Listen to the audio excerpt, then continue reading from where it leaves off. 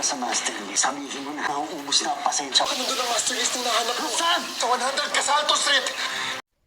Magkakasama sila Clover at Lorenzo na pumunta sa hideout nila na doon nila inaayos yung operasyon nila sa human trafficking at may tagong compound sila kung saan nila tinatago yung mga batang dinudukot nila. May mga biktima din sila ng mga kabataan kung saan inooperan sila ng malaking sahod at nangako silang mababago ang buhay nila pagkalipas ng 2 taon, kaya kumbinsido ang mga kabataan lalo't pinapalabas nilang agency yung grupo nila na wala silang kaalam-alam na gagawin silang alipin sa Cerdova, Vietnam at Malaysia. Pinasigurado ni Clover kay Lorenzo na hindi mapupunta sa wala ang pagkamatay ng kanyang tito Timur.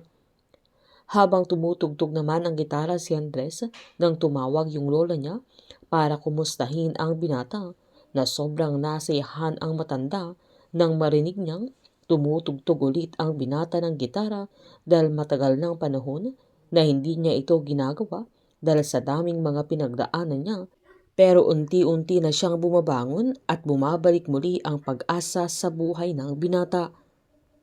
Habang nagiinuman naman si Tomas at ang kanyang ninong, na kwento niya na buwis buhay sila sa huling mission nila pero wala silang napala, kaya sinabihan ng ninong niya na resbakan nila yung taong gumawa sa kanya, pero pinaliwanag ni Tomas na hindi pwede dahil hindi nila yun kakayanin na baka sila pa ang pag-untugin. Kumuha ng kutsilyo ang binata sabay hiniwa niya yung sofa, kaya pinagalitan siya ng ninong niya na kinagulat naman ito dahil may mga pera palang tinatago doon ang binata na niloko pa niyang buti hindi pa niya tinapon yung lumang sofa niya. Binigyan ni Tomas ng pera yung ninong niya sabay kinuha niya lahat dahil bibili siya ng auto para mawala yung bad trip niya. Habang pinakikinggan naman ni Max yung audio record ng message ng namatay niyang fiancé, na paulit-ulit niya itong pinapakinggan lalo na sa mga panahon na nalulungkot ito, at sa sandaling yan ay hawak-hawak niya yung uniform niya noong nasa army pa ito, na lagi siyang pinapaalalahanan ng kanyang fiancé na magaling ang dalaga, nakakayanin niya ang lahat ng laban nila. Habang naglalakad naman si Tomas ay binigyan niya ng pang-inom yung mga kalugaran niyang tambay,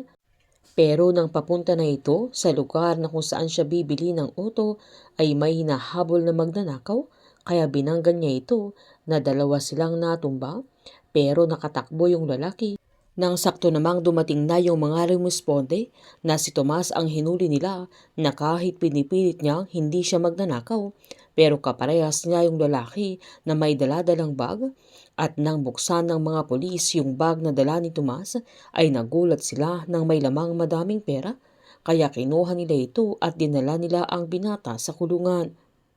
Tinawagan naman ni JB si Max para magpatulong kung papaano nila mahahanap yung master list na tinutukoy ni Timur, at gusto niyang malaman kung totoo ang lahat ng mga sinabi ni Timur sa kanya tungkol sa kanyang ama.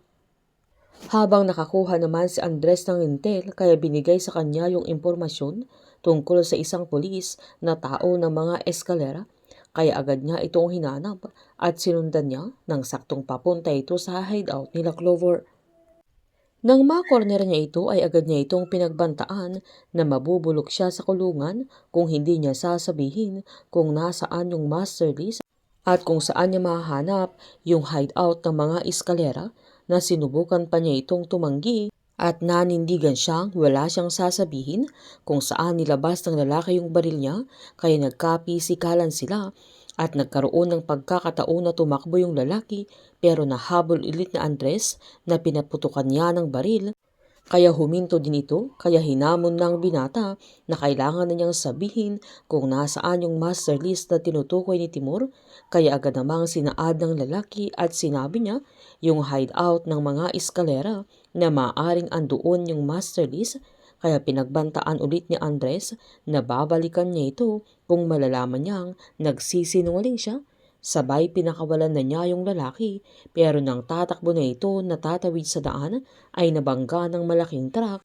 na agad namang tinignan ni Andres nang saktong dumating din si Lorenzo sa area, Kaya agad-agad namang pinuntahan ni Andres yung lugar na sinabi ng lalaki at mapapatunayan niya na napapalibutan ng mga armadong lalaki yung lugar, kaya tama ang impormasyong nakuha niya sa lalaki na doon ang hideout ng mga eskalera. Kaya hanapin niya doon yung Master List dahil malaki ang tulong nito para mahanap niya ang kanyang kapatid. Painit ng painit ang mga tagpo, sabay-sabay po nating subaybayan ng advance episode ng Incognito dito lamang po sa aking channel. Patuloy lamang pong manood at mag-subscribe para ma-update po kayo sa mga susunod na episode. Marami pong salamat.